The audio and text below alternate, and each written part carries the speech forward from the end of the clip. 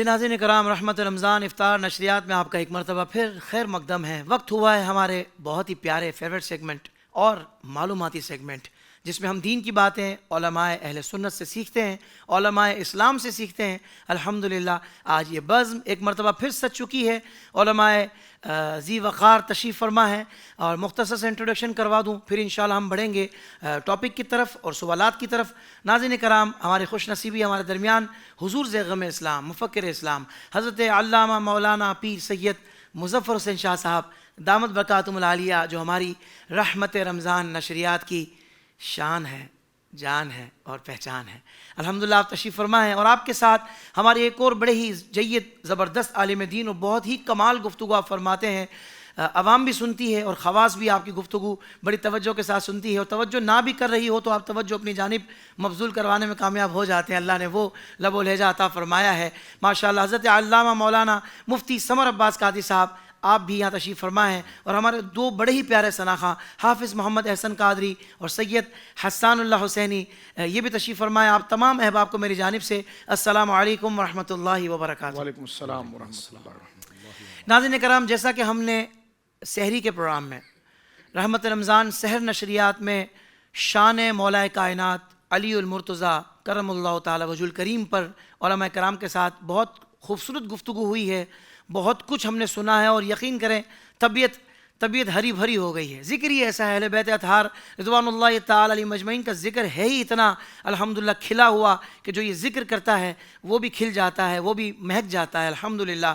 تو ناظرین کرام، آج ہم نے چونکہ 21 رمضان المبارک اور یہ آخری گھڑیاں ہیں، پھر اس کے بعد کچھ دیر بعد ہم 22 رمضان المبارک میں داخل ہو جائیں گے، تو 21 رمضان المبارک اس وقت ہم نے جس موضوع کا انتخاب کیا ہے وہ ہے فرامین مولا علی کرم اللہ تعالی وجہ الکریم۔ جی ہاں، امیر المؤمنین حیدر کرار، صاحب ذوالفقار، حسنین کریمین کے والد بزرگوار، حضرت مولا مشکل کشا علی المرتضیٰ شیر خدا کرم اللہ تعالی وجہ الکریم کا یوم شہادت آج ہے۔ ناظرین، آج کے دن عاشقان اہل بیت ذکر علی کی محفلیں اور زور و شور سے سجاتے ہیں۔ ویسے تو الحمدللہ ہم سارا سال، ساری زندگی الحمدللہ ہماری زندگی نبی پاک صلی اللہ علیہ وآلہ وسلم اور آپ کے اہل بیت اور آپ کے اصحاب کے ذکر سے مزین ہے، مگر ان ایام میں بالخصوص ہم یہ محافل کا اہتمام کرتے ہیں جس میں ہم آپ کی جو بے مثال شان ہے وہ بیان کرتے ہیں، آپ کی عظمت و فضیلت کا خوب چرچا کرتے ہیں۔ تو الحمدللہ آج ہم نے مولا علی کے نام کی پھر سے یہ بزم سجا لی ہے۔ ناظرین کرام، خلیفہ چہارم امیر المؤمنین حضرت سیدنا علی المرتضیٰ شیر خدا رضی اللہ عنہ نے 10 سال کی عمر میں اسلام قبول کر کے بچوں میں سب سے پہلے اسلام قبول کرنے کا شرف پایا، اور بچپن سے لے کر رسول کریم صلی اللہ علیہ وسلم کے وصال فرمانے تک سفر و حضر اور اہل بیت ہونے کی وجہ سے بسا اوقات گھر میں بھی حضور اکرم صلی اللہ علیہ وسلم کے ساتھ رہے، اور اس طرح آپ نے علوم نبوت سے خوب حصہ پایا۔ کیا شان ہے، کیا شان ہے میرے مولا علی کی۔ یہی وجہ ہے کہ مولا علی مشکل کشا شیر خدا رضی اللہ عنہ نے علمی اعتبار سے صحابہ کرام رضی اللہ عنہم میں ایک خاص مقام پایا، اور کیوں نہ یہ مقام آپ کو عطا ہوتا۔ خود نبی کریم صلی اللہ علیہ وسلم نے آپ کی علمی شان بیان کرتے ہوئے آپ کو علم و حکمت کا دروازہ فرمایا ہے، جیسا کہ ارشاد فرمایا میں علم کا شہر ہوں اور علی اس کا دروازہ ہے۔ اسی طرح فرمایا کہ میں حکمت کا گھر ہوں اور علی اس کا دروازہ ہے۔ اور حضرت سیدنا علی المرتضیٰ رضی اللہ عنہ خود فرماتے ہیں کہ سرکار دو عالم صلی اللہ علیہ وسلم نے میرے سینے پر ہاتھ رکھ کر یوں دعا کی، اے اللہ علی کے سینے کو علم، عقل و دانائی، حکمت و نور سے بھر دے۔ اللہ اکبر، اللہ اکبر۔ یہ نوازشیں تو میرے آقا کی ہیں مولا علی پر، یہاں تک کہ آپ رضی اللہ عنہ فرماتے ہیں کہ نبی کریم صلی اللہ علیہ وسلم نے مجھے علم کے 1000 باب سکھائے۔ جی 1000 کہا میں نے، 1000 باب سکھائے، اور میں نے ان میں سے ہر باب سے مزید 1000 باب نکالے۔ اللہ اکبر کبیرہ، اللہ اکبر کبیرہ۔ یہاں حضور کے سکھائے ہوئے علم کی جامعیت بھی نظر آ رہی ہے کہ ایک ایک باب میں سے مولا علی 1000 باب نکال رہے ہیں۔ اللہ اکبر۔ ان روایات کو سن کر آپ کو اندازہ ہو رہا ہوگا کہ حضرت مولا مشکل کشا شیر خدا کرم اللہ وجہ الکریم کو حکمت و دانائی میں کیسا عظیم مقام حاصل تھا۔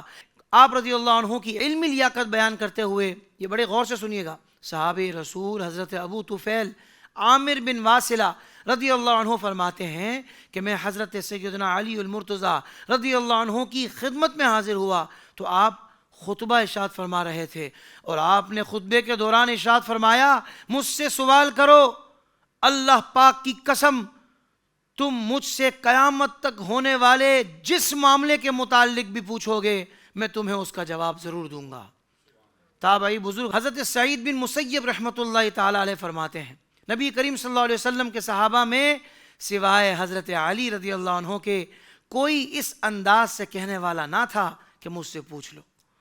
یہاں کس منہ سے ہو اس مجمع البحرین کا رتبہ جو مرکز ہے شریعت کا، طریقت کا ہے سر چشمہ۔ جی ناظرین، ایسی تھی شیر خدا کی شان۔ جی ہاں ناظرین، جب آپ کے لبہائے مبارکہ کو جنبش ہوتی ہوگی تو علم و حکمت کے انمول موتی ہی نکلتے ہوں گے۔ جی ہاں ناظرین، آج ہمارے پروگرام کا موضوع ہے فرامین مولا علی رضی اللہ تعالیٰ عنہ، جس میں انشاءاللہ ہم مولا علی کے ارشادات پر بات کریں گے اور علماء کرام سے آپ کے ان فرامین کی جو حکمتیں ہیں، جو ان کے اندر دانائیوں کے خزانے چھپے ہوئے ہیں، وہ انشاءاللہ ہم علماء کرام سے جانیں گے۔ آئیے علماء کرام کی طرف بڑھتے ہیں۔ قبلہ شاہ صاحب، سب سے پہلے میں چاہوں گا کہ حضرت سیدنا علی المرتضیٰ رضی اللہ تعالیٰ عنہ جو باب العلم بھی ہیں اور باب الحکمت بھی ہیں، حضرت میں چاہوں گا کہ اس حوالے سے ارشاد فرمائیں کہ باب العلم ہونا اور باب الحکمت ہونا یہ کتنی شان اور عظمت والی بات ہے۔ بسم اللہ الرحمن الرحیم، سبحانک لا علم لنا الا ما علمتنا انک انت العلیم الحکیم۔ اصل نسل صفا، وجہ وصل خدا، باب فصل ولایت پہ لاکھوں سلام۔ اقلیم ولایت کے شہنشاہ، نسل مصطفیٰ کریم صلی اللہ علیہ وسلم کے بانی، اسد اللہ الغالب، امام المشارق والمغارب، حلال المشکلات والنوائب، امیر المومنین، امام المسلمین، سیدنا و مولانا و مرشدنا ابو الحسن علی ابن ابی طالب کرم اللہ تعالی وجہ الکریم کی ذات گرامی۔ یقیناً یہ دونوں صفات حضور سید عالم صلی اللہ علیہ وسلم کی مبارک اور پاکیزہ زبان سے آپ کی ذات صفات استادہ کے حوالے سے ذکر کی گئی، اور یہ دونوں صحیح احادیث میں جس کی طرف آپ نے اشارہ فرمایا۔ ایک تو وہ حدیث مبارکہ کہ انا مدینۃ العلم وعلی بابہا، اس کی توثیق بھی اہل سنت کے جید ائمہ محدثین نے کیا اور درجہ حسن پر اس کو قبول کیا کہ میں علم کا شہر ہوں اور علی اس کا دروازہ ہے۔ یہ حضرت مولا مرتضیٰ شیر خدا رضی اللہ تعالیٰ عنہ کو جو اختصاص علم کے اندر درک اور ہر گنجلک اور منتشر مضامین کے اندر مراد اور مقصد علم اور مزاج مصطفیٰ تک براہ راست جو رسائی کا ایک ملکہ تھا، اس کی طرف وہ اشارہ ہے۔ سبحان اللہ۔ اس سے اونچے درجے کی جو سند ہمیں ملتی ہے جو جامع ترمذی شریف کے اندر ہے، اس کی سند اس سے زیادہ مضبوط ہے، اور اس میں یہ کہ انا دار الحکمت و علی بابہا، میں حکمت و دانائی کا شہر ہوں اور علی اس کا دروازہ ہے۔ سبحان اللہ، سبحان اللہ۔ یہ حضرت مولا مرتضیٰ شیر خدا رضی اللہ تعالیٰ عنہ کے باطن میں وہ تمام کمالات کی طرف ایک بڑا خوبصورت عنوان ہے۔ آپ دیکھتے ہیں کہ حکمت کے بارے میں ہمارے علماء نے اس بات کو لکھا ہے کہ حکمت سے مراد، حکمت کسے کہتے ہیں؟ عقل کو بھی حکمت سے تعبیر کیا جاتا ہے، فہم اور ذہانت کو بھی حکمت سے تعبیر کیا جاتا ہے، اور یہ کہ ایک خاص تعریف جو حضرات صوفیاء قریب جا کر ائمہ لغات کے اس مضمون کے صحیح مفہوم کو بیان کرنے کی کوشش کرتے ہیں، وہ کہتے ہیں کہ وہ نور حکمت، کیونکہ انسان کے دل پر حافظ صاحب خیالات کے واردات اور داعیات بہت ہوتے ہیں، لیکن وہ کیسے تمیز کر پائے گا کہ یہ داعیات محض وسوسہ ہے یا الہام الہی ہے؟ تو فرمایا کہ حکمت وہ ایک ایسا جوہر ہے، وہ نور ہے جس سے الہام اور وسوسوں کے درمیان فرق ہو جاتا ہے۔ صحیح۔ یہ کمال، یعنی علم تک جو اپروچ ہے، علم کا اصل مقصد اور علم کی اصل خوشبو اور اس علم کا اصل رس اور علم کی اصل مراد جو ہے، جو نفع ہے، وہی حکمت ہے۔ قرآن کریم نے دیکھا نا اس بات کو ذکر کیا، یا اس کو علماء نے اس انداز میں بھی ذکر کیا جو علم نفسیات کے ماہرین، صوفیاء کے ساتھ جی علم نفسیات کے ماہرین کو وہ کہتے ہیں جی ایسا متوازن قوت عقلیہ، ایسا متوازن قوت عقلیہ جو چالاکی اور حماقت کے درمیان وسط میں ہو. اللہ یعنی اتنی بردبار طبیعت کو گویا کہ حکمت کے ساتھ تعبیر کیا. قرآن کریم نے بھی اہل علم کی جب تعریف کی ہے تو سورۃ البقرہ میں ارشاد فرمایا وَمَن یُؤْتِ الْحِکْمَةَ فَقَدْ أُوتِیَ خَیْرًا کَثِیرًا. ہم جسے حکمت عطا فرماتے ہیں اسے خیر کثیر عطا فرماتے ہیں. اور خیر کثیر سے مراد یہ ہے کہ ایسی نعمت جو حد حساب سے نکل جائے. یعنی جب جو چیز اور جو کمالات اس کے اجزاء اس قدر وسعت پر ہوں کہ جو شمار جیسے ریت کے ذرے آپ نہیں گن سکتے, تو جو چیز حد حساب اور گنتی سے نکل جائے اسے خیر کثیر کہا جاتا ہے. اللہ فرماتا ہے علم کے بارے میں وَمَن یُؤْتِ الْحِکْمَةَ, جسے ہم حکمت دیتے ہیں تو اسے ہم نے گویا کہ خیر کثیر عطا فرمائی ہے. ایسی کثرت اسے عطا فرمائی ہے کہ جس کا شمار نہیں کیا جا سکتا. اور اس کا اظہار حضرت مولا کائنات شیر خدا رضی اللہ تعالیٰ عنہ کی زندگی مبارکہ کے اندر ہوتا بھی ہے. جیسے بخاری شریف کی حدیث ہے, حدیث نمبر 3047 3047, حضرت مولا علی رضی اللہ تعالیٰ عنہ قرآن کے مضامین کی تشریح میں ایسی بات کر جاتے کہ جماعت صحابہ ہش ہش کر رہ جاتی, اور انہیں یہ شائبہ گزرتا تھا کہ یہ جو نکات آپ قرآن کی تفسیر میں بیان کر رہے ہیں یہ بھی شاید وحی الہی ہی ہے. یعنی اتنا قریب المعنی لا کر آپ اس مفہوم کو بیان کرتے تھے. اور اس کے بارے میں صحابہ اکرام کو اس شک گزرا, جیسے بخاری شریف کو میں نے حوالہ دیا اس میں موجود ہے کہ فہم قرآن کے حوالے سے جو اصل علم ہے, فرمایا کہ حل عندکم شیء من الوحی الا ما فی کتاب اللہ.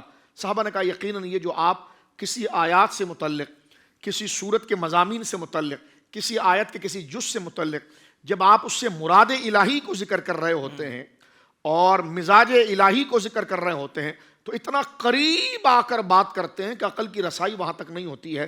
تو ایسا لگتا ہے کہ وحی کا کچھ حصہ آپ کے پاس ہے ضرور جو قرآن کے اندر درج نہیں ہے, لیکن آپ کے پاس ہے ضرور. تو حضرت مولا نے فرمایا کہ قول فرمانا کہ حل عندکم شیء من الوحی, آپ کے پاس وحی کا کوئی حصہ ہے اس قرآن کے ساتھ, شاید کوئی اور کتاب آپ کے پاس ہے جو وحی کے ذریعے جو حضور نے خاص آپ کو دی ہے, اور وہ من جانب اللہ ہے کہ الا ما فی کتاب اللہ, کیونکہ ہم جس قرآن کو دیکھ رہے ہیں وہ مضامین تک ہماری اپروچ نہیں ہو رئی ہے, آپ کی کیسے ہو جاتی ہے. تو مولا مرتضیٰ نے کمال بات فرمائی, فرمایا والذی خلق الحبۃ وبرأ النسمۃ, فرمایا قسم اس ذات کی جس نے بیج کو پھاڑا اور اس میں پودے کو نکال کر تناور درخت بنایا.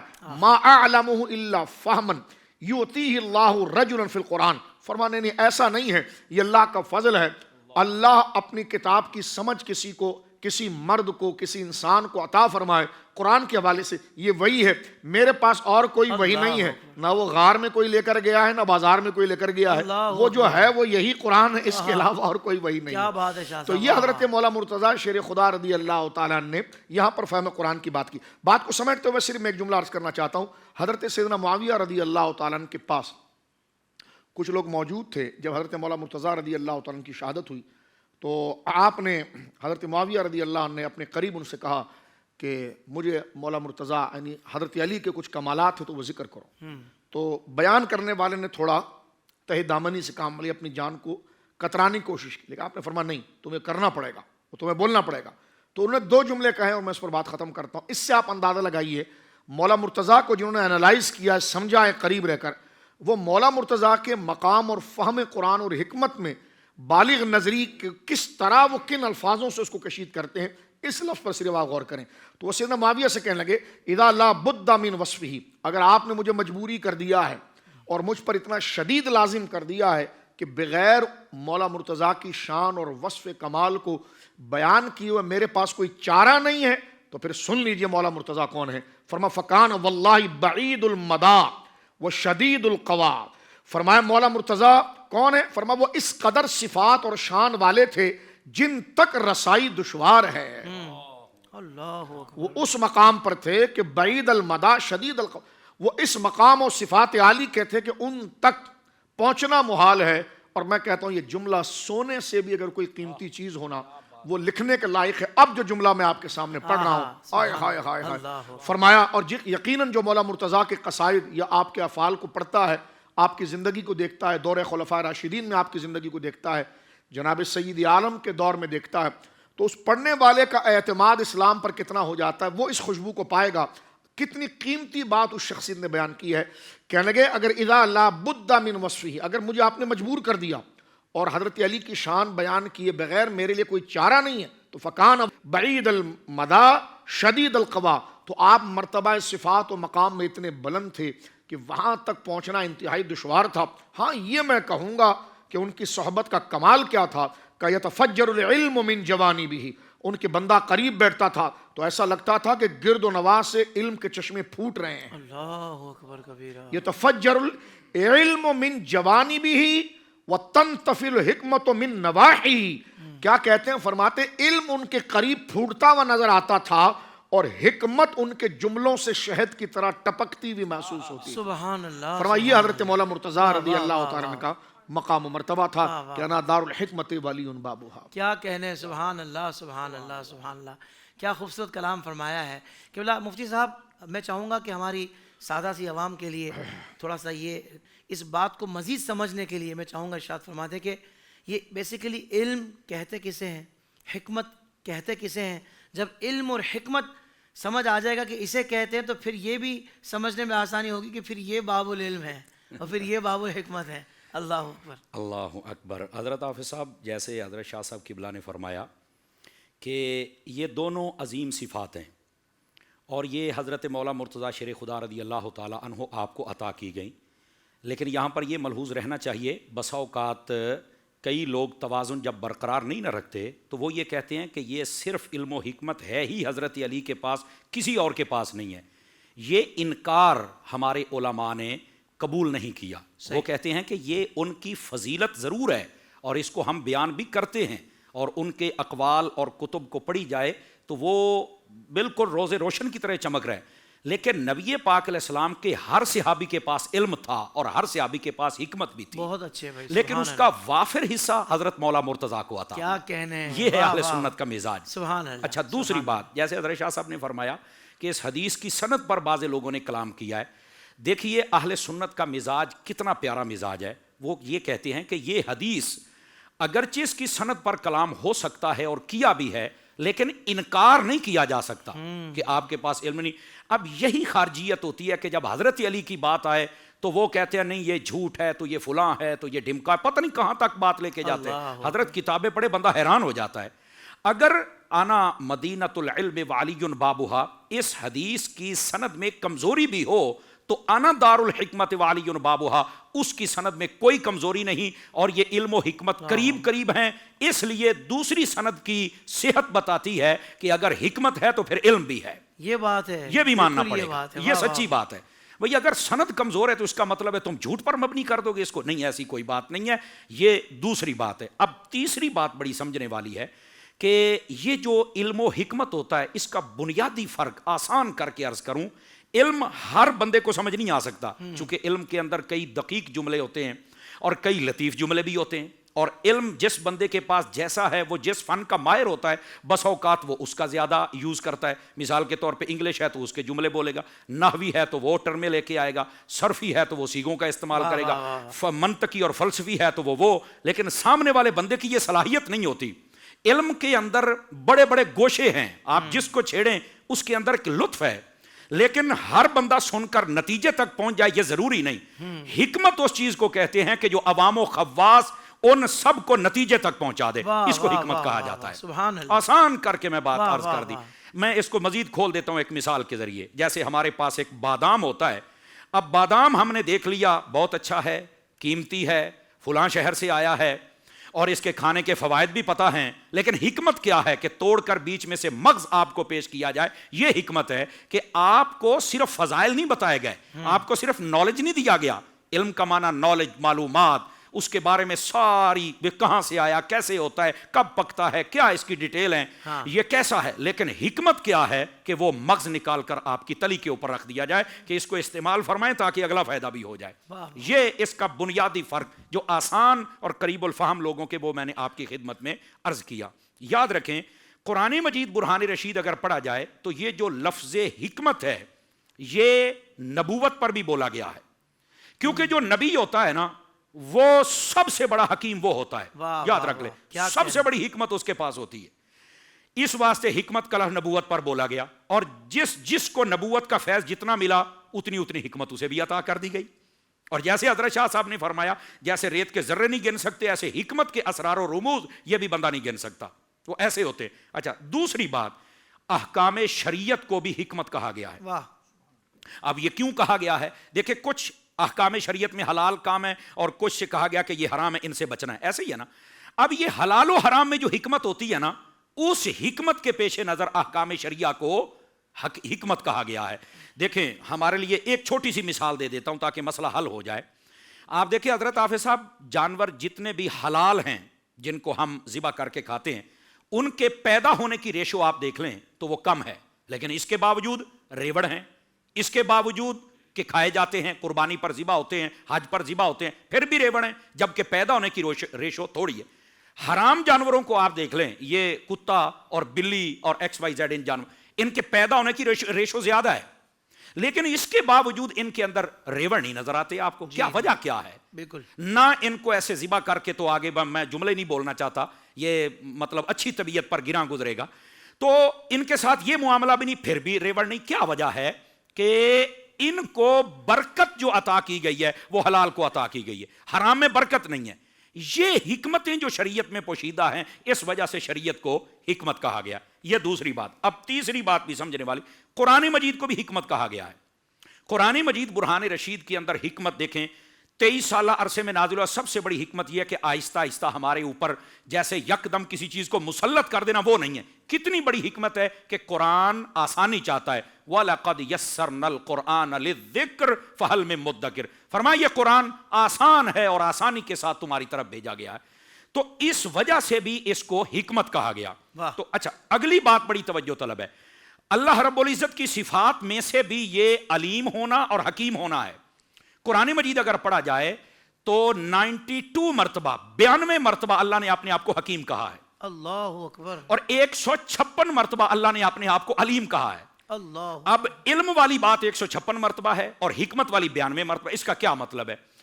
اگر 92 کے عدد کو دیکھا جائے تو یہ آقا کریم علیہ السلام کے نام نامی اسم گرامی محمد کے علم ابجد کے اعتبار سے یہ حروف بنتے ہیں، واہ، تو اشارہ اس طرف ہے اللہ کی حکمتوں کے کامل مظہر وہ میرے محمد مصطفیٰ کی ذات اقدس۔ اللہ اکبر، واہ، پہلا واہ، اشارہ یہ ہے۔ سبحان اللہ۔ اچھا دوسرا یہاں پر نقطہ یہ ہے، علم 156 مرتبہ علیم والی صفت، اور یہ حکمت والی 92 مرتبہ۔ یہ تھوڑی کیوں ہے اور وہ زیادہ کیوں ہے؟ اشارہ یہ تھا کہ علم کا دعویٰ بہت کریں گے لیکن حکمت کسی کسی کو عطا کی جائے گی، حکمت خاص لوگوں کو عطا کی جائے گی، اور یہ جو حکمت ہے یہ جس کو عطا کی جائے، مجھے سیدی امیر اہل سنت دامت برکاتہم العالیہ کا جملہ یاد آتا، فرماتے جس کو حکمت مل گئی نا، اور حکمت کا مطلب آپ نے کیا سمجھایا عوام کے لیے کہ جس کو یہ پتا چل جائے کہ میں نے کہاں کیا بولنا ہے، یہ حکمت جس بندے کے پاس ایک پہلو آ جائے، فرمایا وہ دنیا کا بے تاج بادشاہ بن جاتا ہے۔ واہ واہ واہ، جس کو صرف حکمت کا ایک پہلو یہ عطا کر دیا جائے، تو یہ جو حکمت ہوتی ہے اس کے یہ فوائد ہیں، اور قرآن مجید برہان رشید کے اندر یہ جو ایک واضح صورت تھی وہ بھی میں نے آپ کی خدمت میں عرض کی۔ باقی رہ گئے حضرت سیدنا مولا مرتضیٰ شیر خدا رضی اللہ تعالی عنہ آپ کے اقوال، تو یہ تو آپ جس طرف آپ چاہیں تو اس طرف بات جا سکتی ہے۔ میں وقت کی قلت کے پیش نظر چند ایک باتیں عرض کرتا ہوں، اور وہ اس لیے ہمارے بعض لوگوں نے نا آج کل نیک اعمال ان کے بارے میں ایک بڑی عجیب و غریب فضا بنا رکھی ہے، یعنی ان کو اہمیت نہیں دیتے۔ کوئی بندہ اگر جانوروں کی خدمت کر رہا ہے تو اس کو بندہ کہے نا نماز پڑھ لو، تو وہ کہتا ہے کیا یہ بے زبان جانور ہے، ان کی خدمت کرنا کوئی چھوٹا عمل ہے؟ وہ وہیں پر سمجھتا کہ میں بری ذمہ باقی اعمال سے۔ اگر کوئی بندہ تجارت کر رہا ہے، اسے بندہ کہے دکان پہ بیٹھے ہو نماز پڑھ لو، تو وہ آگے سے کہتا ہے کیا بچوں کے لیے حلال کمانا یہ چھوٹی عبادت ہے؟ وہ وہی سمجھتا ہے، باقی سب کو چھوڑ رہا ہے۔ اچھا یہ تو ہو گئی عوام کی صورتحال۔ اگر آپ آ جائیں خواص کے اندر جن کو سمجھا جاتا ہے جبکہ وہ علمی دنیا میں نہیں ہوتے، سٹیجوں پہ بیٹھے ہوتے ہیں، بسا اوقات ان کی گفتگو یہ بتا رہی ہوتی ہے کہ شاید یہ کہنا یہ چاہتا ہے کہ بس آپ صرف محفل کر لیں، آپ نیاز دے لیں، آپ کسی مقتدر ہستی سے محبت کر لیں تو آپ کی جنت پکی ہے۔ یہ بسا اوقات یہ پیغام جا رہا ہوتا ہے، اور بسا اوقات حضرت حافظ صاحب ہمارے جوہلا یہ بھی پیغام دے رہے ہوتے ہیں کہ جنت، اور ملا تیری کیڑی جنت۔ میں نے کہا یار ایسے نہ کرو، اس جنت کو اتنا ہلکا بنا کے پیش نہ کرو، نیک اعمال کو اتنا ہلکا بنا کے پیش نہ کرو۔ سمجھ آ رہی؟ حضرت مولا مرتضیٰ شیر خدا رضی اللہ عنہ آپ کیا فرماتے ہیں؟ آپ فرماتے ہیں جو بندہ نیک اعمال کے بغیر چاہے کہ میں جنت میں چلا جاؤں گا، فرمایا کہ وہ بندہ احمقوں کی جنت میں رہ رہا ہے، اللہ اکبر، وہ بندہ جھوٹ کا شکار ہو چکا ہے، اللہ، وہ بندہ ایسی دنیا میں رہ رہا ہے جس کا حقیقت کے ساتھ تعلق ہی کوئی نہیں ہے۔ یہ مولا مرتضیٰ شیر خدا رضی اللہ عنہ آپ فرما رہے ہیں۔ اور آج کل بسا اوقات یہ بھی کہا جاتا ہے جنت بھی حضرت علی کی ہے، میں بھی علی کا ہوں اور جنت میری پکی ہے۔ بھئی اتنی بات سے نہیں، حضرت مولا مرتضیٰ شیر خدا رضی اللہ عنہ، آپ نے اپنے بیٹے امام حسن مجتبی رضی اللہ عنہ، آپ کو پتا کیا فرمایا تھا؟ اے میرے بیٹے، دنیا میں اعمال کرنا، حساب نہ کرنا۔ کیوں؟ فرمایا دنیا میں اعمال کا تمہیں ٹائم دیا گیا ہے، قیامت میں حساب کیا جائے گا۔ اللہ اکبر، اعمال، یہ امام حسن جو جنت کے سردار ہیں اور اپنے بیٹے کی تربیت کر رہے ہیں، اور کئی لوگ خوش فہمی کا شکار ہیں صرف ان کا نام لے کر۔ بھائی بات یہ ہے صرف نام کے نعرے نہ لگاؤ، کردار میں بھی پیش کرو کہ ہم مولا علی کی اصل نوکر کیا ہیں۔ کہنے، واہ واہ، اصل بات یہ ہے۔ اب دوسری بات بڑی توجہ طلب ہے، آپ نے ایک مرتبہ فرمایا لوگو میں اس دن کو عید سمجھتا ہوں جس دن مجھ سے کوئی گناہ نہ ہو، میں صرف اپنے رب کی فرما برداری گزارنے میں، پورا دن گزارنے میں کامیاب ہو جاؤں، میرے لیے وہ دن عید کا دن ہوتا ہے۔ واہ واہ واہ، اور ہم کس خوش فہمی کا شکار ہیں بھائی؟ یہ حضرت مولا مرتضیٰ شیر خدا کے اقوال فرامین آپ ارشاد فرما رہے ہیں۔ اور صرف یہاں تک بات نہیں، حضرت مولا مرتضیٰ فرماتے ہیں لوگو یہ مال اور اولاد یہ دنیا کی کھیتی ہے۔ یہ بات بڑی توجہ طلب ہے، مال اور اولاد یہ دنیا کی کھیتی ہے اور نیک اعمال یہ آخرت کی کھیتی ہے۔ اللہ تو فرمایا دنیا کی کھیتی کو آخرت کی کھیتی پر ترجیح نہ دو، چونکہ آقا کریم علیہ السلام نے ارشاد فرمایا جب کوئی میت قبرستان کی طرف جائے تو اس کے پیچھے 3 چیزیں جاتی ہیں، 2 چیزیں واپس آ جاتی ہیں اور ایک وہاں رہ جاتی۔ پوچھا وہ کون کون سی چیزیں ہیں؟ فرمایا مال، اولاد اور اعمال۔ فرمایا مال اور اولاد واپس پلٹ آتے ہیں اور اس کی جو نیک اعمال ہیں وہ اس کے ساتھ وہاں رہ جاتے ہیں۔ تو یہ صرف میں نے اس لیے بات کہی کہ حضرت مولا علی شیر خدا کی بات سن کر اور آپ کا نام لے کر خوش ہونا یقیناً یہ اہم سعادت مندی ہے، لیکن اس سعادت مندی کے تاج کے اندر اگر یہ نگینہ بھی لگا لیا جائے کہ ہم نے حضرت مولا مرتضیٰ شیر خدا رضی اللہ تعالیٰ آپ کی غلامی میں، آپ کے فرامین کو مان پر ہم نے زندگی بسر کرنی ہے، تو اس سے بڑی کیا بات ہو سکتی ہے؟ اللہ اکبر، سبحان اللہ، سبحان اللہ، جزاک اللہ آپ کو جزائے خیر عطا فرمائے۔ قبلہ شاہ صاحب یہ تو یقینی ہے بات کہ دنیا کی کئی فیمس شخصیات ہیں، بڑے ان کے بھی اقوال گردش کر رہے ہوتے ہیں، لوگ پیش بھی کر رہے ہوتے ہیں، لیکن یہ تو یقینی بات ہے کہ ان سب کے اقوال کو بھی ملا لیا جائے تو مولا کائنات کے جو اقوال ذری ہیں ان میں سے کسی ایک کی عظمت کو بھی نہیں پہنچ پائیں گے، کیونکہ آپ کے علم کا منبع و ماخذ قرآن کریم اور احادیث مبارکہ ہے۔ میں چاہوں گا کہ آپ حضرت علی رضی اللہ تعالیٰ عنہ کے کچھ اہم اقوال بیان فرما دیں۔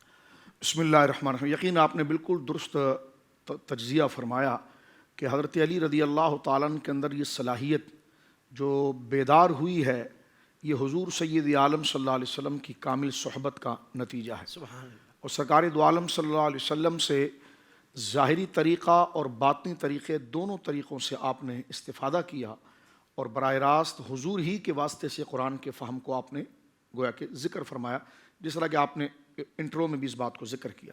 حضرت شاہ ولی اللہ محدث دہلوی رحمۃ اللہ علیہ نے ازالہ کے اندر اس کو بے شمار اقوال حضرت سرکار مولا مرتضیٰ شیر خدا رضی اللہ تعالیٰ عنہ کے لکھے ہیں۔ اب یہ عربی زبان میں اس کے صرف ترجمے پر اکتفا کرتا ہوں تاکہ ناظرین اس سے استفادہ کر سکیں۔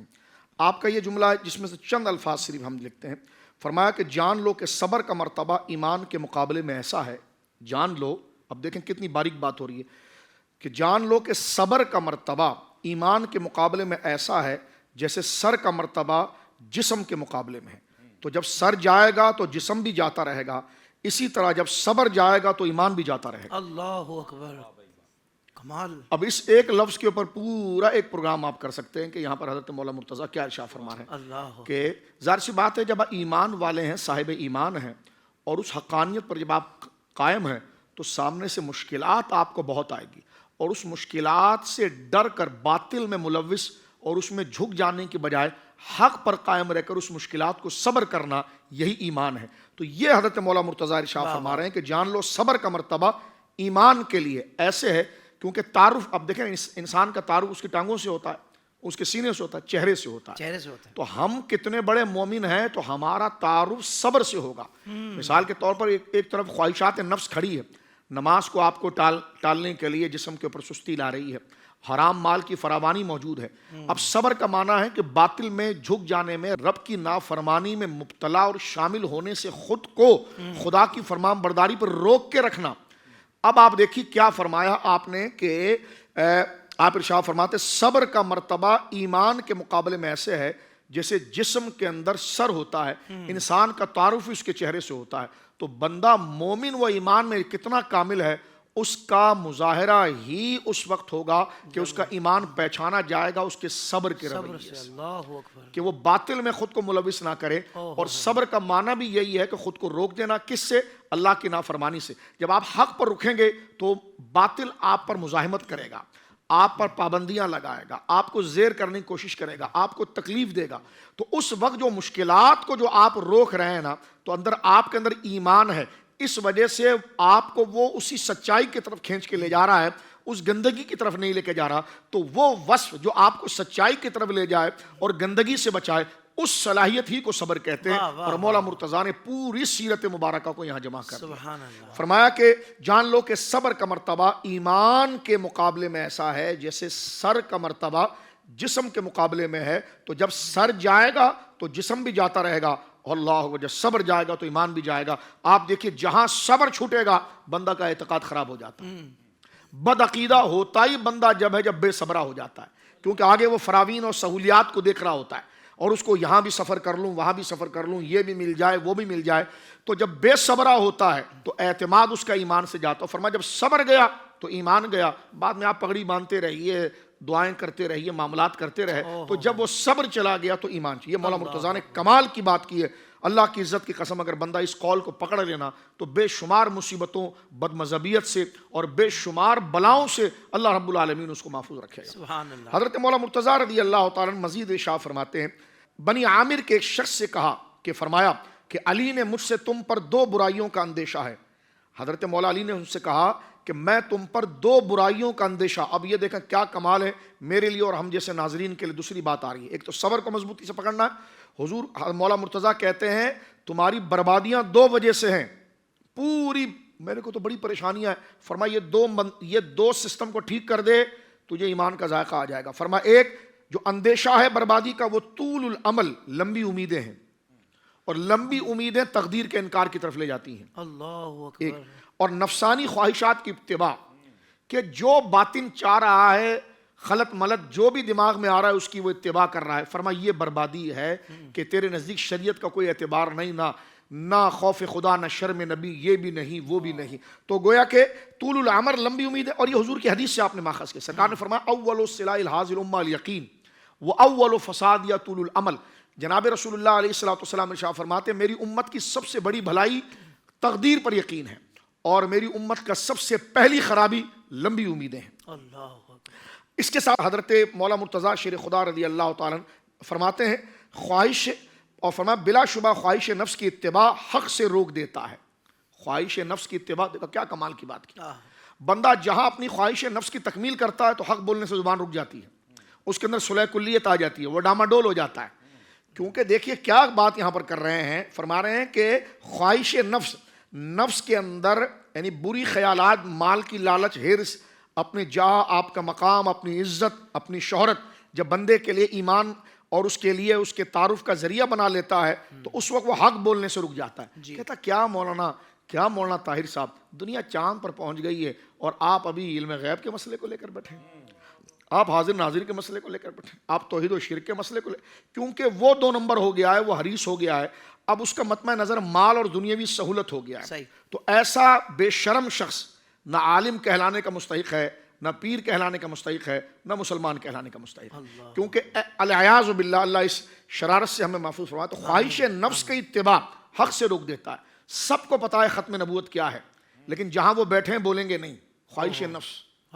سب کو پتا ہے مسئلہ غلط ہے، لیکن مثلا ایک بندے نے مسئلہ غلط بیان کیا اور عقیدے کے خلاف بیان کیا، لیکن اس سے میرے کبھی ذاتی مراسم خراب نہیں ہوئے، آپ نے اس کو پکڑ لیا تو میں نے کہا مولانا سمر صاحب خاموش رہو، یہ تو حافظ طاہر کا کام ہے، یہ تو حافظ طاہر کا کام ہے، کیونکہ اب یہ خواہش نفس کی وجہ، یہ نہیں دیکھ رہے کہ حافظ طاہر جو بات کر رہا ہے وہ حق کر رہا ہے، وہ شریعت اور دین کی کر رہا ہے، تو ہمارے وہاں اختلاف اور صلح خواہش نفس کی بنا پر ہوتی ہے. اور یہ مولا مرتضیٰ نے دیکھے چوری کو کہاں سے پکڑ لیا. فرمایا خواہش نفس کی اتباع حق کہنے سے روکتی ہے. اللہ اکبر. اور حضرت مولا مرتضیٰ شیر خدا رضی اللہ تعالیٰ فرماتے ہیں اور یقیناً دنیا کا یہ حال ہے کہ وہ پیٹ پھیر کر رخصت ہو رہی ہے اور آخرت سامنے آتی جا رہی ہے, اور دونوں میں سے ہر ایک کی اولاد ہے. تم کو چاہیے کہ آخرت کی اولاد بنو, کیونکہ آج عمل ہے حساب نہیں, اور کل حساب ہوگا عمل نہیں ہوگا. یہ حضرت مولا مرتضیٰ شیر خدا رضی اللہ تعالیٰ یہاں ذکر فرماتے ہیں. آگے مزید آپ اس بات کو حضرت شاہ صاحب رحمہ اللہ نے اس کو نقل فرمایا. آپ ارشاد فرماتے ہیں کہ حضرت مولا مرتضیٰ, یہ جو حضرت داتا صاحب کا قول ہے نا, من عرف نفسہ فقد عرف نفسہ, شاہ صاحب کہتے ہیں یہ قول مولا مرتضیٰ کا ہے. حضرت مولا مرتضیٰ شیر خدا نے فرمایا جس نے اپنے نفس کو پہچانا اس نے اپنے رب کو پہچان لیا. جس نے خود کو پہچانا, اپنی کمزوری کو پہچان لیا, اس نے رب کی قدرت و طاقت کو پہچان لیا. خود کو فانی اور مٹی ہونا, ختم ہونا پہچان لیا, اس نے اپنے رب کو باقی پہچان لیا. جس نے اپنے آپ کو گزرنے والا سمجھ لیا, اسی نے یہی کہا کہ ہمیشہ بادشاہی اس رب کی رہے گی. کل من علیہ فان, میں بھی چلا جاؤں گا, سب بھی چلے جائیں گے, پیچھے بھی چلے گئے لوگ. ہماری قبروں کو بھی شاید بھول جائیں, نشان بھول جائیں, نام بھول جائیں, لیکن نام جس ذات کا رہے گا وہ خدا کا رہے گا. تو فرمایا کہ جس نے اپنی ذات, اپنی کمزوری کا اعتراف کر لیا اور اپنی کھال کے اندر آ گیا, تو فرمایا اس نے اپنے رب کو پہچان لیا. خود اس کا دل عبادت کے لیے, توحید کے ذائقے کے لیے, اس رب کے مرتبہ علو کے لیے, اس کی کبریائی کے لیے اور اس کے ذکر کے لیے اس کی طبیعت بیدار ہو جائے گی. اپنے آپ کو باقی سمجھے گا تو متکبر سمجھے گا, رب کے ذکر سے غافل ہو جائے گا. نہیں میری شخصیت ڈیمیج ہوگی, نہیں میرے بارے میں لوگ یہ سوچیں گے. حضرت یہی باتیں جو روکتی ہیں حق بولنے سے. بالکل حق. آپ وہی ارشاد فرما یہ جو اوپر حضرت مولا مرتضیٰ بھی خواہش نفس, اللہ اکبر, مجھے کوئی کچھ نہ بولے. ارے بھائی وہ بندہ حافظ طاہر جو بات کر رہا ہے, کر رہے ہیں, وہ حق بیان کر رہے ہیں. یار دیکھو یار, ہمارے سے تو اس کا کوئی اختلاف نہیں. ارے بھائی تو دین اور مسلمان ہے. یعنی ہم اختلاف کو شخصیتوں میں بانٹتے ہیں کہ میرے سے تو اس کا رابطہ نہیں خراب نا, تو میرے سے رابطہ نہیں خراب ہے, ان سے خراب ہو گیا تو میں رابطہ کیوں خراب کروں. تو کھاتا دین کا ہے, پہنتا دین کا ہے, کلمہ نبی کا پڑھتا ہے, حیا کرتا ہے, تجھے شرم نہیں آتی یہ حرکت کر رہا ہے. اس لیے حدیث پاک ہم نے گزشتہ پروگراموں میں پیش کیا ہے کہ جب بنی اسرائیل پر عذاب آیا تو اللہ نے کہا کہ اس بستی کو الٹا کرو. تو کہا یا اللہ وہاں پر کئی درویش صفت لوگ ہیں جو ذکر کرتے ہیں, فرمایا ان کے خانقاہ کو سب سے پہلا الٹا کرو. اس لیے کہ جب میرے دین کے خلاف خرافات اور بدعقیدگی اور اسلام کے خلاف سازشیں ہو رہی تھی تو ان کی پیشانی کبھی جنبش میں نہیں آئی. وہ تو یہ بھائی یہ تو مولویوں کا مسئلہ ہے جی, یہ تو مولوی فلاں تنظیم کا مسئلہ ہے, ہمارا تو یہ مسئلہ ہی نہیں ہے. آج یہاں پر گدی پر بیٹھے ہیں اور رات کو ان کے ساتھ چائے پی رہے ہیں. تو گویا کہ یہی وہ عادتیں تھی. یہ سب کیا ہے, خواہش نفس کی وجہ سے. تو خواہش نفس یعنی مسجدیں بنا رہے ہیں, خانقاہیں بنا رہے ہیں, مدرسے بنا رہے ہیں, یہ سب چیزیں اپنی اچھی, لیکن جب خدا کے دین ہی کے پیغام پر جمنا نہیں ہے تو پھر آپ مسجد نہیں بنا رہے, آپ اپنی پراپرٹی بنا رہے ہیں. آپ مدرسہ نہیں بنا رہے, آپ خانقاہ نہیں بنا رہے, آپ پراپرٹی بنا رہے ہیں. اگر یہ خدا کے لیے آپ نے بنانا تھا تو پھر خدا کے دین کے ساتھ آپ نے وفاداری کو بھی نبھانا تھا. خواہش نفس ہے جو آپ کو حق کہنے سے روک رہی. یہ حضرت مولا مرتضیٰ کہہ رہے ہیں. اللہ رب العالمین ہمارے لیے حال فرمائے. اب خیر فرمائے. اب دیکھیں یہاں کیا فرما رہے ہیں, جس نے اپنے نفس کو پہچانا, یہ ایک ایک لفظ پورا ایک الگ پروگرام ہے. جس نے اپنے نفس کو پہچانا تو اس نے اپنے رب کو پہچانا. اب دیکھیں کیا جملہ لا رہے ہیں. فرمایا آدمی اپنی زبان کے نیچے چھپا ہوتا ہے. کیا بات کی ہے آپ دیکھیے.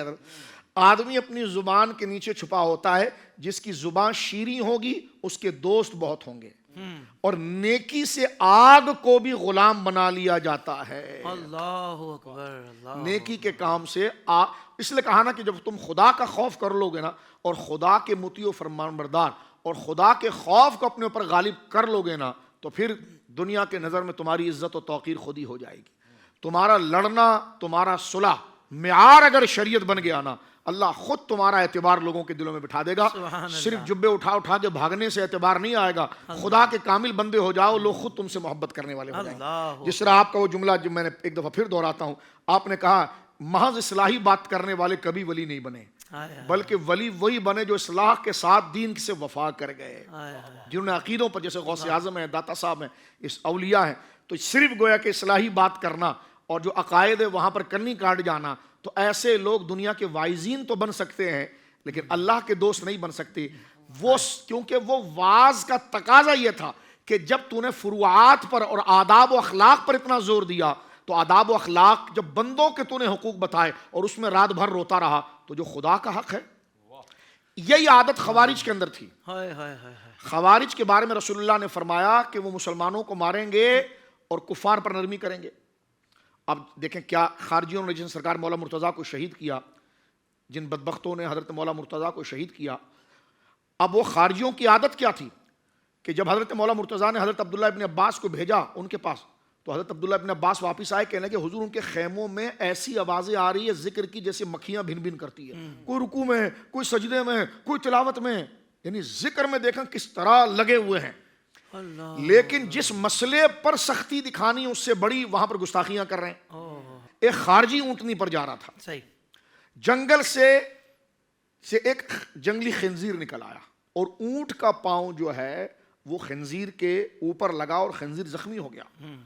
تو اس نے اپنی خارجی نے جو تھا اس نے اپنے گویا کہ اونٹنی کو روکا اور نیچے آیا اور اپنی پگڑی کو پھاڑ کر اس خنزیر کے پاؤں کو گویا کہ باندھا اور رونے لگا, ہائے یہ تو اتنا بڑا میں نے نقصان کسی غیر کی ملکیت کا کر لیا, پتہ نہیں یہ کس کا ہوگا, اب میں خدا کو کیا جواب دوں گا. تو ایک گزرنے والے نے کہا, خبیث تجھے یہ غیر کے خنزیر سے متعلق خوف خدا آ رہا ہے, ادھر جو تو نے صحابی کو ذبح کیا ہے اور اس کا خون یہ دریا میں بہ رہا ہے, تجھے اس وقت خدا کا خوف یاد نہیں آ رہا؟ جس نے حضرت مولا مرتضیٰ کو شہید کیا وہ بظاہر حفظ قرآن بھی کیا ہوا تھا, سب معاملات تھے, لیکن جب مولا مرتضیٰ کو شہید کرنے وہ ملعون گیا تو اس نے اپنی ماں کو کیا کہا, معاذ اللہ وہ لفظ میں نہیں بول سکتا, حضرت مولا مرتضیٰ کے لیے گھٹیا لفظ کہا کہ میں فلاں شخص کو قتل کرنے جا رہا ہوں اور اس میں بڑی نیکی ہے. یعنی کیا مقصد ہوا؟ مقصد یہ ہے کہ محض واعظ اور عبادات اور ظاہر پر توجہ تھی, لیکن یہ جن کے صدقے سے ملا تھا ان کی بے ادبی کر گئے.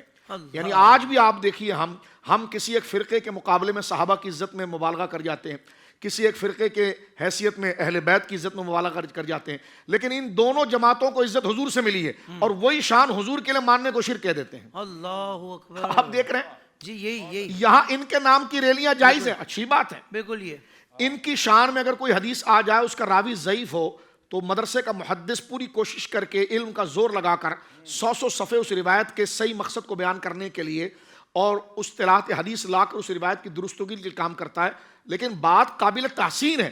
لیکن اگر حضور کی شان میں کوئی روایت آ جائے, او بھائی یہ تو ضعیف ہے جناب, اس پر کیا عمل ہوگا؟ اور میں نے کہا یہی تو خوارج کی علامت ہے کہ جہاں جن کے صدقے ملا ہے ان کا تو انکار کر رہا ہے اور بعد والوں کو لے رہا ہے, تو تجھے حضرت معاویہ کی محبت کیا فائدہ دے دے گی حضور کے علاوہ؟ تجھے حضرت ابو بکر کی محبت حضور کے علاوہ کیا فائدہ دے گی؟ وہ تو خود تجھے بھگائیں گے, کہیں گے جا یہاں سے, ہم نے تو اپنے بچوں کو حضور کے لیے چھوڑا اور اپنے بچوں کو اگر قبول بھی کیا تو حضور کے لیے کیا. تجھے پتا نہیں تھا کہ 15ویں صدی کا ایک عظیم آدمی یہ نعرہ لگایا گیا کہ چمک تجھ سے پاتے ہیں سب پانے والے, میرا دل بھی چمکا دے چمکانے والے. تو یہ دیکھیے جو اصل ہے وہ اس کا انکار کر رہے ہیں. تو حضور سے حضرت مولا مرتضیٰ نے یہاں زمین فرمایا کہ بخیل کے مال کو بشارت دو, بخیل کے مال کو, اور بڑے کمال کی بات کر رہے ہیں, پھٹی ہوئی چپل پہنا ہوا ہے, گندے کپڑے پہنا ہوا ہے. ارے حضور نے فرمایا ہے اللہ نے تجھے نعمت دی ہے تو نعمت کا اثر تیرے بدن پر نظر آنا چاہیے. گھر کو تو نے بالکل بھکاریوں کی طرح بنایا ہوا ہے جبکہ مال تیرے پاس بہت ہے. تو فرمایا بخیل, بہنوں کو کچھ نہیں دے رہا, بھائیوں کو کچھ نہیں دے رہا, اپنے پر کچھ نظر نہیں آ رہا, پاؤں گندے شندے, نہ نہاتا ہے, نہ دھوتا ہے, نہ دانت گھستا ہے, اور سمجھ رہا ہے کہ جناب یہ صوفیت کی علامت ہے اور کروڑوں روپے کا کاروبار بھی کر رہا ہے.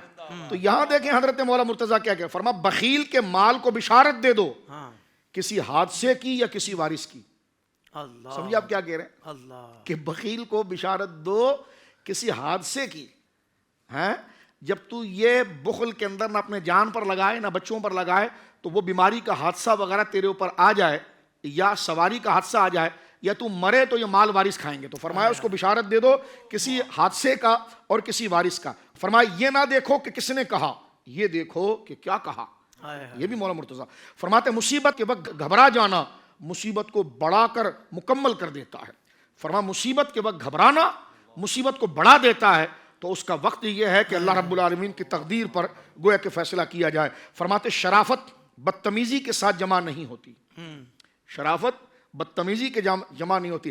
حسد ہوتے ہوئے راحت نہیں ملتی, حسد ہوتے ہوئے راحت نہیں ملتی. رات بھر ناخن چبا رہا ہے, ہونٹ چبا رہا ہے, بس میں یہ چھین لوں یہ چھین لوں.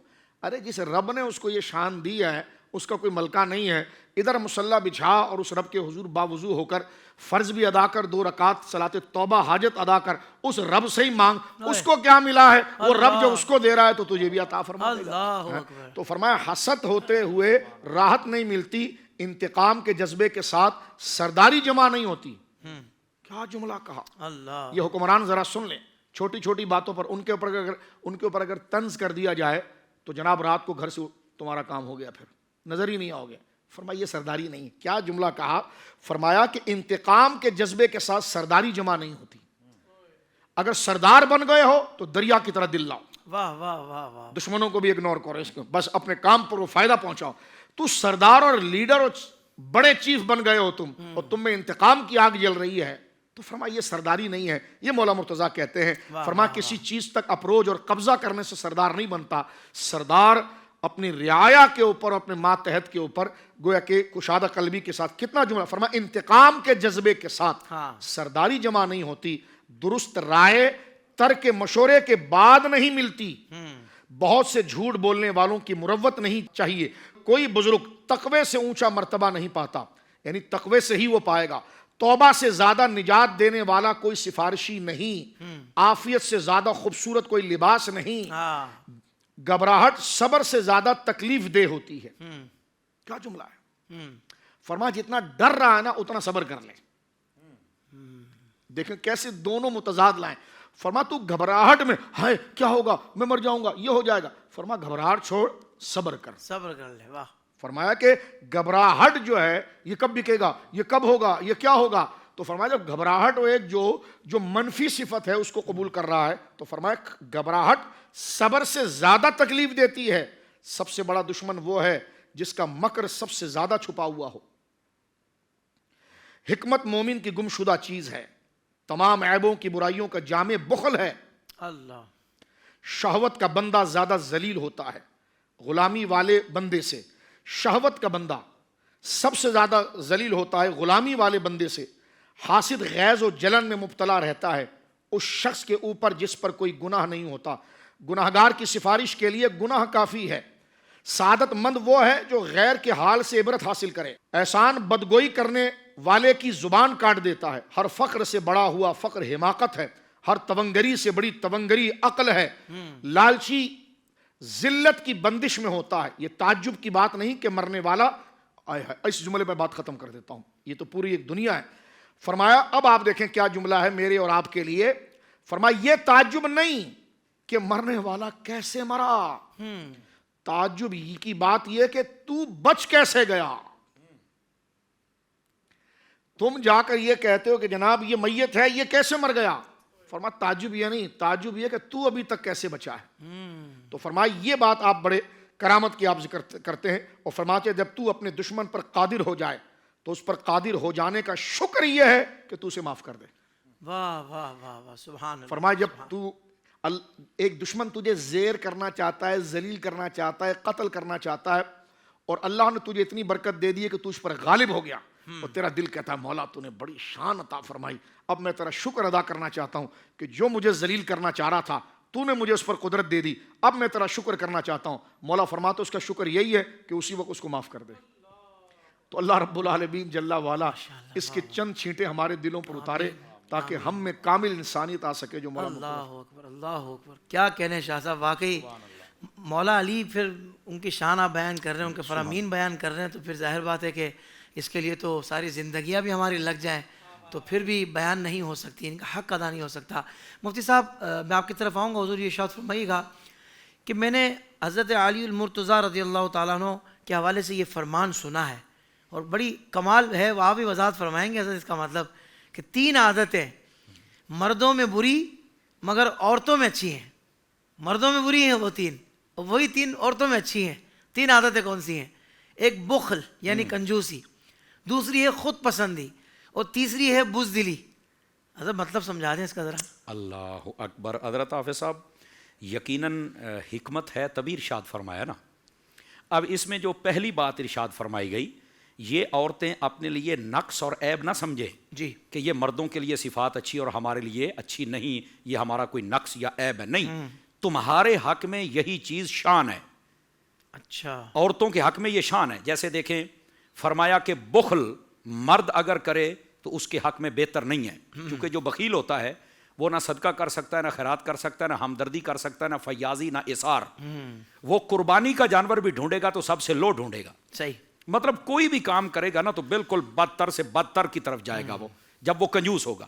عورت اگر کنجوسی کرے گی, مولا علی کے فرمانے کا مطلب کیا ہے؟ فرمایا کہ وہ کفایت شیاری کرے گی. اس بخل کو کفایت شیاری کا لفظ دیا گیا ہے. یعنی مطلب یہ ہے کہ وہ اپنی ضرورت کو, جو ضروری چیزیں ہیں وہی شوہر کی کمائی سے خریدتی ہے. ایسے ہی کئی عورتوں کی عادت ہوتی ہے, یہاں پر گلدستہ ہونا چاہیے, یہاں پر صوفہ ہونا چاہیے, یہاں پر فلاں, یہاں پر فلاں. اور اس چیز سے تمہیں روکا گیا. ان چیزوں کے معاملے میں تم بخیل ہو جاؤ عورتوں. اس کا فائدہ کیا ہوگا؟ وہ جتنا مال تمہارے گھر میں بچے گا, ایک تو تم اس کی محافظہ بن جاؤ گی, اور دوسرا کل کو اللہ کی راہ میں خیرات کرنے کے لیے تمہارے کام آ جائے گا. کیا بات ہے. اس کا یہ مطلب. سبحان اللہ. تو یہ عورتوں کے حق میں تو یہ بہتر ہے کہ وہ پورے گھر کی ایک ناظمہ ہے اور حاکمہ ہے, اور اس کے ہاتھ میں سارا مال دے دیا گیا. اور ناظم اور حاکم اچھا وہ ہوتا ہے کہ جو اس کو سنبھال کے رکھے, نہ کہ وہ جو اڑا دے اور بعد میں پھر کہے میرے پاس تو ہے ہی کچھ نہیں. تو یہ صفت عورت کے لیے کہا بری ان معنوں میں ہے کہ برباد نہ کرے, ان کو سنبھال کے رکھے. چلو یہ تو سمجھ آ گئی خود پسندی حضرت. اللہ, اس میں جو حکمت ہے نا حضرت, وہ بڑے کمال کی ہے خود پسندی میں. یہ جو خود پسندی ہے مرد کے لیے بہتر نہیں ہے. خود پسندی کے ساتھ بندہ تکبر میں ایک تو مبتلا ہوتا ہے مرد, اور دوسرا یہ کہ وہ اپنے آپ کو محدود کر لیتا ہے. جبکہ مرد کو اپنے آپ کو محدود نہیں کرنا چاہیے, عورت کو محدود کرنا چاہیے. تو اسے کہا خود پسندی میں آ جا, تو اپنے آپ کو محدود کر لے. یہ اس کا مطلب ہے. کیا کہنا ہے. اگر مرد اپنے آپ کو محدود کرے گا تو پھر وہ فائدہ نہیں پہنچا سکتا, اور عورت کو حکم یہ ہے کہ اپنے آپ کو محدود کر. خود پسندی اپنے آپ میں رہ, اصل اس کا معنی یہ ہے اپنے شوہر تک, اپنے بھائی تک, اپنے باپ تک, اپنے محارم رشتہ داروں تک رہ. اس کا یہ مطلب ہے. اس کا یہ مطلب نہیں ہے کہ تجھے نہانے کی بھی اجازت نہیں ہے, نئے کپڑے پہننے کی بھی اجازت نہیں ہے, اور تجھے بالکل کوئی اور چیز کی اجازت نہیں, تجھے پسند ہونے نہیں چاہیے کوئی چیز. نہ, اپنے محارم تک رہنا ہے. اپنے محارم تک رہنا ہے. اور اس کا فائدہ یہ ہے کہ عورت کا معنی ہی چھپی ہوئی چیز ہوتی ہے. اور جب وہ خود پسندی میں آ جائے نا بندہ, تو اپنی دنیا میں ایک رہتا ہے, اپنی دنیا میں, پھر وہ کسی کے ساتھ اپنے تعلقات نہیں بڑھاتا. اسے پتا ہے میں سب کچھ ہوں بھائی. اس لیے عورت کو کہا گیا کہ اپنی دنیا میں رہ. یہ جو باقی اپنی سہیلیاں اور روزانہ اور جانا اور یہ معاملات, اس سے بچنے کے لیے یہ کہا گیا ہے. واہ واہ. بزدلی مرد کے لیے اچھی نہیں ہے, عورت کے لیے اچھی ہے. ظاہر سی بات ہے, مرد اگر بزدل ہو جائے گا تو وہ پھر اگر اسلام نے جنگ کا اعلان کر دیا تو جائے گا کیسے؟ سمجھ آئی نا. یہ صرف ایک ایگزامپل میں نے دی ہے. بزدل ہو جائے گا تو حق بات کہے گا کیسے؟ ٹھیک ہے. عورت کے لیے بزدلی یہ بالکل ٹھیک ہے. کیوں؟ اگر عورت کے اندر یہ بزدلی والی صفت نہ ہو تو وہ اپنے دنیا کے اندر سمجھ لیں کہ بہت بڑی جگی بن جاتی ہے. میرے پاس اور لفظ نہیں آ رہے تاکہ آپ کو اچھے طرح سمجھ آ جائے. مطلب اس کے ہاتھ میں گنڈاسا ہوگا, لاٹھی ہوگی, اور جناب وہ اگلے پر چڑھ دوڑائی کرے گی. اس کو چاہیے کہ بزدلی میں رہے, ڈر میں رہے, اپنے جو سراؤنڈنگ ہے اس کے اندر رہے, اپنا اس کا کرائٹیریا جو عورت والا اس کے اندر ہے, اپنے دائرے کے اندر رہے. اس کا یہ مطلب ہے. اس کا یہ مطلب نہیں ہے کہ وہ اپنے اولاد کو کوئی نہیں بات کر سکتی اور صحیح بات نہیں کر, وہ سبھی کرے گی. لیکن اس کا یہ مطلب نہیں ہے کہ وہ مرد کی حاکمہ بن جائے. اس کا یہ مطلب نہیں ہے کہ وہ فیصلے گھر کے خود کرے. اس کا یہ مطلب نہیں کہ وہ کہے تو بیٹھ میں سارا کر کے آتی ہوں. کئی ہمارے بندے بھی ایسے ہیں, حضرت حافظ صاحب, حضور شاہ صاحب, وہ ساری تنخواہ لا کے عورت کو دیتے ہیں, بھائی تو سارا کوئی سامان گھر کا لے آ. تیرا کام ہے, تو اس کو خود بازار میں بھیج رہا ہے, سارا سامان تو لے کے آ. یہ کون سی بات ہے؟ تو بسا اوقات ہمارے لوگ یہ بھی کہتے ہیں کہ روزانہ مجھے جو کیا کہتے ہیں جیب خرچ ہے وہ بھی تو مجھے دینا. تو مطلب یہ کہ اتنا بھی کیا مطلب ہے اس کا. تو اس بزدلی کا یہ مطلب ہے. حضرت مولا مرتضیٰ شیر خدا رضی اللہ تعالیٰ آپ نے جو فرمایا, تو اس میں حکمت یہ ہے, اس حکمت کو اگر عورت سمجھ جائے تو اس کے بہت ساری مشکلات اس کے لیے آسان ہو سکتی ہیں. اچھا حضرت حافظ صاحب, صرف یہاں تک بات نہیں ہے.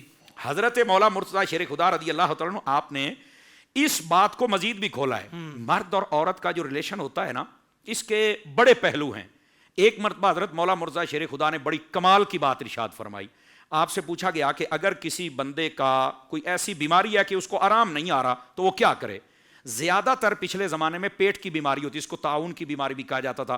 وہ پیٹ کی بیماری زیادہ اس کی تشریح کی جاتی تھی.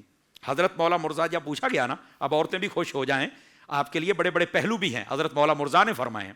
تو پوچھا اگر کسی کا پیٹ خراب ہو جائے, ٹھیک ہونے والا نہ ہو, بیماری ایسی آ جائے, ٹھیک نہیں ہو رہا, کیا کرے؟ فرما اس کو چاہیے اپنی عورت کو جو حق مہر اس نے دیا تھا उससे कुछ पैसे तलब करे, उससे शहद मंगवाए और उसके अंदर बारिश का पानी मिलाकर पिए, अल्लाह ताला शिफा अता फरमा देगा। वाह वाह वाह वाह, ये हजरत मौला मुर्तजा के हकीमाना अकवाल में ये बात वाह, मौजूद है। वाह, वाह, सुभान अल्लाह। तो औरत ये ना समझे कि हमें सिर्फ यही तक ही रखा गया, नहीं नहीं नहीं नहीं, आपकी बड़ी अहमियत है, आपके हक मार के पैसे की बड़ी अहमियत है। वाह, वाह। तो ये आपको शरीयत ने सब कुछ दिया है, लेकिन जो आपकी हद और दायरा है उसके अंदर रहे तो फिर कमाल है। सुभान अल्लाह। जनाब। सेहत से मुतालिक और भी मौला अली के अकवाल हैं। अल्लाहु अकबर। आप देखें, जो हिकमत का दरवाजा हो हाँ हाँ हाँ। तो वो हिकमत के बारे में कुछ नहीं जानता होगा। यानी आजकल अगर देखा जाए तो ज्यादा लोग कहते हैं यार हकीम के पास चलते हैं, लेकिन मैं उस हकीम की हकीमाना बातें बताता हूं जिनको हिकमत का दरवाजा मेरे मुस्तफा ने फरमाया। अल्लाहु अकबर। मौला मुर्तजा शेर खुदा रदी अल्लाह तआला सेहत के बारे में फरमाते हैं, जो बंदा नमकीन से खाना शुरू करता है हाँ। अल्लाह ताला 70 बीमारियों से उसे शिफा अता फरमा देता है। सुभान अल्लाह। ये मौला मुर्तजा शेर खुदा ने वाह, फरमाया। तो वाह। हमारे नाजरीन को चाहिए जरा इस हकीमाना जो आपके फरामीन है उससे फायदा हासिल करें। अच्छा, दूसरी बात आपने इरशाद फरमाई, जो बंदा रोजाना 7 अजवा खजूरें खा लेता है, फरमाया कभी भी पेट वाली किसी बीमारी में मुब्तला नहीं होगा। वाह जी वाह। ये हजरत मौला मुर्तजा शेर खुदा रदी अल्लाह तआला आप फरमाते हैं। और इसी तरह आपने फरमाया, बस औकात होता है ना, मेरे दाने निकलते हैं, मेरा रंग साफ नहीं है, मेरा गला ठीक नहीं रहता है, मेरे जिस्म में बड़ी थकन रहती है। हजरत मौला मुर्तजा शेर खुदा रदी अल्लाह अन्हु आपने इसका बेहतरीन नुस्खा इरशाद फरमाया। आप फरमाते जो बंदा रोजाना 21 दाने किशमिश के खा ले, जिस्म की तमाम तर रतूबतें खत्म हो जाएंगी और जिस्म, गला और हड्डियां जोड़ बिल्कुल निखरे सुथरे और फ्रेश हो जाएंगे। वाह वाह वाह वाह, सुभान ये हजरत अल्लाह। मौला मुर्तजा शेर खुदा सुभान फरमाया। अल्लाह, यानी सेहत के एतबार से। और सिर्फ यहां तक बात नहीं, आपने फरमाया गोश्त खाया करो। क्यों? फरमाया गोश्त गोश्त बनाता है। क्या वाह, खूबसूरत बात सुभान कही है। अल्लाह। गोश्त गोश्त बनाता है। गोश्त गोश्त बनाता है। अच्छा, यहां पर मैं एक आपको बात बताऊं, ये बाकायदा तौर पर रिसर्च हुई है। मुसलमान कोई भी भागने वाला काम है ना, या सख्त काम है, वो बहुत जल्दी कर जाते हैं और अमूमी जीत जाते हैं। आप ओलंपिक्स को उठा के देखें, लंबी रेसों में, ज्यादा वजन उठाने में और कई ऐसे कामों में मुसलमान जीत जाता है। आप दुनिया के बॉलर उठा के देख लें, सबसे तेज रफ्तार मुसलमानों की है। इस पर बाकायदा रिसर्च हुई है। अब वो मैं इसलिए बता रहा हूं, ये इंटरेस्टिंग बात होगी लोगों के लिए। उसकी वजह यह है कि जितने दूसरे मजाहिब के लोग हैं ना, कई मजहबों में ऐसे लोग हैं कि जो बड़ा गोश्त नहीं खाते। इंसान के अंदर कुव्वत जो पैदा होती है भागने की, पकड़ने की और उठाने की, ये बड़ा गोश्त खाने से होती है। मुसलमान जब खाते हैं तो उसका फिर असर भी जाहिर हो जाता वाह, है। वाह, कई मर्तबा ऐसा होता है कि आप देखें, ये रेसलिंग वगैरह भी कई मर्तबा ऐसा हुआ है, बड़े बड़े तकड़े जवान आ जाते हैं जनाब, वो काफिरों की जानिब से, लेकिन एक मुसलमान सादा सा होता है, एक थप्पड़ लगाता है और वो नीचे गिर जाता है, जी जाता है। वहां पर हम नारा ये लगाते हैं कि ये ईमान की ताकत है। बिल्कुल ठीक है, लेकिन उस ईमान के बाद जो ईमान वालों ने कहा हुआ है, ये उस पर अमल भी किया है। गोश्त गोश्त बनाता है, वाह, गोश्त वाह, वाह। ताकत बनाता है। क्या उसके बात। साथ इनकी रेस भी ज्यादा है, रफ्तार भी ज्यादा है, भागने की ताकत भी ज्यादा है, उठाने और पकड़ने की ताकत भी इनमें ज्यादा है। तो ये हमारे इस्लाम में सिर्फ हुक्म नहीं है बल्कि हिकमत भी है। वाह, और वाह। हिकमतों के बादशाह मौला अली ने इरशाद फरमाई। सुभान अल्लाह। अच्छा, सिर्फ यहां तक बात नहीं, एक बात और बड़ी खास है। आप फरमाते हैं सरीद बादशाह है खानों का और अरब का महबूब है ये गजा। सरीद शोरबे वाले सालन के अंदर रोटी डालकर फिर उसको खाना। ठीक है। आज कोई बीमार हो जाए ना तो डॉक्टर कहते हैं कि यखनी बनाकर ना उसमें जरा रोटियां डालकर इसको खिलाई जाएं। तो मैंने कहा अगर बीमार को ये यखनी सेट कर सकती है, ये खाना, इसी को सरीद कहते हैं, तो अगर तंदुरुस्त खाएगा तो कितना तकड़ा हो जाएगा। हाँ हाँ हाँ, सुभान हमारे यहाँ असल में इस बात की तरफ तवज्जो नहीं है, लेकिन मौला मुर्तजा शेर खुदा ने फरमा दिया, अगर खाना जो बाउसूल भी हो और तुम्हें सेहत भी बख्शे और तुम्हारे लिए फायदेमंद भी हो, तो वो सरीद खाना है जो बादशाह है खानों का। वाह वाह वाह। लगे हाथों एक बात और भी समाप्त कर लीजिए। आजकल कई लोग मोटे होते हैं, मैं पतला कैसे हो जाऊं, जिम करते हैं, डाइटिंग करते हैं। मौला अली शेर खुदा फरमाते हैं मछली जिस्म की चर्बी को और मोटापे को पिघला के रख देती है। डाइटिंग का बेहतरीन फार्मूला, वाह वाह वाह, जबरदस्त। सुभान हजरत मौला मुर्तजा शेर खुदा फरमा रहे हैं, वाह। ठीक है। अच्छा, यहां तक बात नहीं, हजरत मौला मुर्तजा फरमाते हैं जो बंदा ये चाहता है मेरी उम्र लंबी हो जाए, सुभान अल्लाह, फरमाया सुबह उठ के जल्दी नाश्ता करे और रात का खाना कम खाए मगर जरूर खाए। आका करीम अलैहि सलाम ने फरमाया रात का खाना जो छोड़ देता है जल्दी बूढ़ा हो जाता है, ये रिवायत में है। रात का खाना कम खाए पर जरूर खाए, और इसमें भी हिकमत ये है, कम खाएगा ना तो फिर रात को जागकर को अल्लाह की इबादत भी कर लेगा। واہ اور اتنا زیادہ معدے پر بوجھ لے کر سوئے گا نا تو پھر جب اٹھے گا تو پھر سستی ہوگا.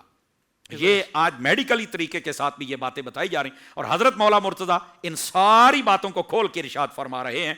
اور آخری بات حضرت مولا مرتضیٰ شیر خدا رضی اللہ عنہ آپ فرماتے ہیں اپنی چادر کو ہلکی رکھا کریں. اس کے دو معنی علماء نے بیان کیے. چادر ہلکی رکھنے کا کیا مطلب؟ فرمایا لوگوں سے قرض نہ لیا کرو, اس کا یہ مطلب ہے اپنے اوپر یہ چادر قرض والی نہ چڑھایا کرو. اور دوسرا مطلب یہ ہے کہ زیادہ دیر تک بھی نہ سویا کریں. اس کے اندر اپنا ٹائم ٹیبل سیٹ کر کے اپنے جسم کو جو آرام ہے, اس وقت جو جس دور سے میں اور آپ گزر رہے ہیں, ہماری خوراک ہمارے جسموں میں وہ طاقت نہیں رہی, تو ڈاکٹر کہتے ہیں ایک بندے کو کم از کم مسلسل نیند 6 سے 8 گھنٹے لینی چاہیے. اگر نہیں لے گا تو وہ کوئی بھی کام صحیح طریقے سے نہیں کر سکتا. 6 سے 8 گھنٹے, کیونکہ ہمارے جسم کا بھی ہمارے اوپر حق ہے. اس کو ادا کریں اور اس کے بعد رج کے اللہ کی عبادت کریں, رج کے تلاوت کریں, اور کوالٹی ٹائم اپنے بچوں کو دیں, اور اس کے بعد پھر اپنے سارے معاملات حلال رزق کمائیں, مدینہ مدینہ ہو جائے گا. تو یہ صحت کے بارے میں چند باتیں تھی, اور یہ میں سمجھتا ہوں بہت بڑا خزانہ ہے جو حضرت مولا مرتضیٰ نے عطا فرمایا. سبحان اللہ. معزز علماء کرام کا دل سے شکریہ ادا کرتا ہوں. مختصر وقت میں بھی آپ نے باب العلم سے فیض لیتے ہوئے یہ علم کا خزانہ ہمیں آپ نے دیا ہے. اللہ تعالیٰ آپ کو اس کا بہترین صلہ عطا فرمائے.